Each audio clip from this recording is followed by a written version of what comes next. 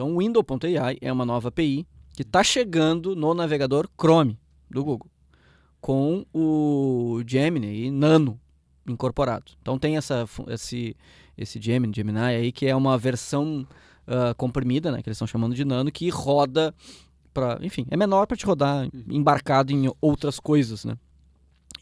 Mas calma lá, né? Isso aí não é uma API ainda, né, de IA no navegador, né?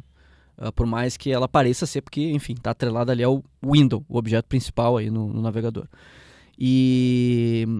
Mas a questão tá no window, mas é Chrome only, né? Na essência, né? Está nascendo de dentro do Google. Então, a ideia é interessante, principalmente porque roda offline por conta aí do Gemini offline, né? Isso é legal. E quem sabe, então, aí, em algum futuro próximo, a gente possa ter isso de uma maneira aberta, né, com Open Standard e outros navegadores implementando, e que não use a base, por exemplo, de treinamento aí do Google, ou que possa ser opcional. Pelo que eu entendi, eles já estão indo por esse caminho, assim, né, de quando tu instancia uma nova inteligência artificial no navegador, tu poder dizer, não, eu quero usar, sei lá, ChatGPT ou sei lá qual.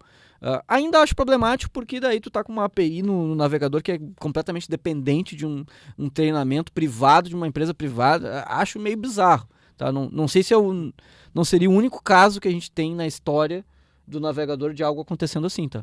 Eu acho que sim, tá? Posso estar errado, mas eu acho que sim, e acho problemático.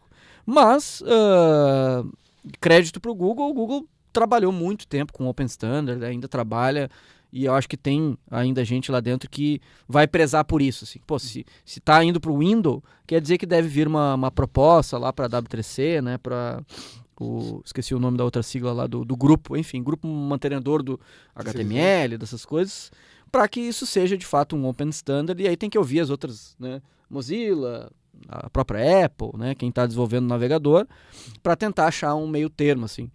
Para quem trabalha aí com web, acho interessante essa possibilidade, né, de tu ter alguma coisa de inteligência artificial nativo no navegador, mas podendo, claro, ter né, poder fazer esse chaveamento, né? Daqui a pouco a gente coloca o nosso próprio modelo, ou o navegador vem com o seu próprio modelo, que é também aberto, não sei.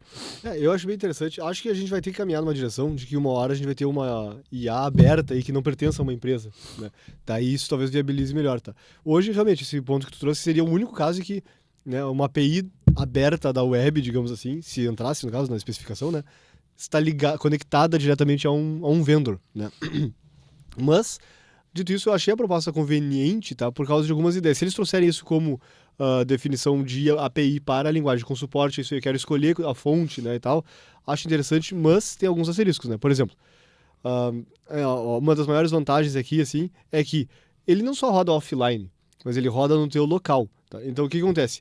Se hoje tu quer botar o suporte ao usuário digitar alguma coisa na máquina dele com inteligência artificial para lidar com o que a pessoa digitou, tu tem duas opções. Uma é, ou tu manda para a máquina do usuário uma base enorme de treinamento para a pessoa treinar, e cada site teria que fazer isso com a sua base, com o seu treinamento, etc.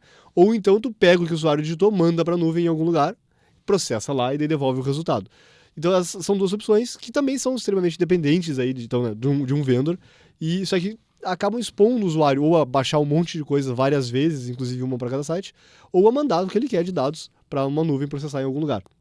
E aí, o que esse Window.ai oferece há uma base nativa no teu browser, portanto ela será mais rápida, o usuário não precisa baixar nada para ela e não precisa mandar nada para ninguém, e ela vai processar tudo ali local. Então eu acho conveniente esse tipo de coisa, inclusive em termos de privacidade, passa um pouco mais de confiança. Eu lembro que o TensorFlow lançou uma versão nano dele lá, que era para isso, né?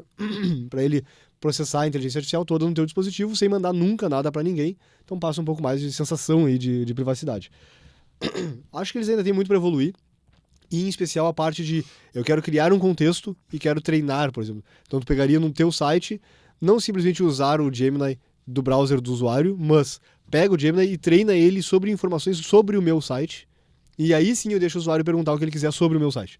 Daí começa a se tornar um pouco mais conveniente, né? Então tem umas camadas interessantes, poderia ter ali um chatbot que é baseado nas informações que estão no teu site, né? Ou onde é que está tal informação, ele te aponta um link. Então tem coisas muito legais que dá para fazer se tu conseguir chegar nesse ponto. Mas de fato tem essa questão aí de da onde vem, né, quem treinou os dados e tudo mais. Acho que é meio, ainda é experimental, tá por trás de uma flag na versão Canary lá e tudo mais, mas estamos caminhando numa direção que pode vir a ser, né, interessante. Só tem que ter as abordagens corretas para lá.